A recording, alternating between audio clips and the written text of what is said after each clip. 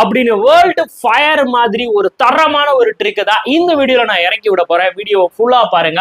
So இப்படி ஒரு ஃபிராக்ஷனை நமக்கு வந்து கொடுத்துட்டு இதுல பெரியது எது அப்படின்னு கேட்டாங்கன்னா நம்ம என்ன பண்றது? ஸ்கிப் தான் போடா அப்படின்னு ஸ்கிப் பண்ணிடுவோம். ஸ்கிப் பண்ண வேணா நல்லா.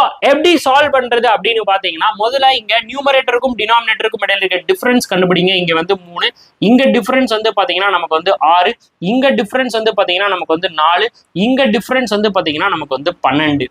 இப்போ இந்த 3, 6, 4, 12 இதோட எல்சிஎம் என்ன அப்படின்னு பாத்தீங்கன்னா நமக்கு வந்து 12.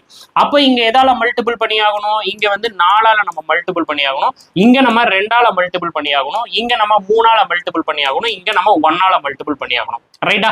அப்ப 4ஆல 26 நீங்க மல்டிபிள் பண்ணீங்கன்னா 6 24 மிச்சம் 2. ஸோ 8 + 2 வந்து பாத்தீங்கன்னா 10.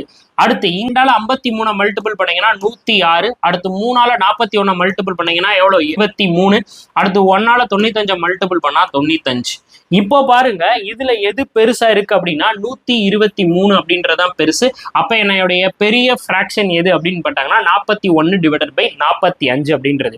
அதுவே லோயஸ்ட் எதுன்னு கேட்டாங்கன்னா இதுல லோயஸ்ட் எது அப்படின்னு பாத்தீங்கன்னா 95.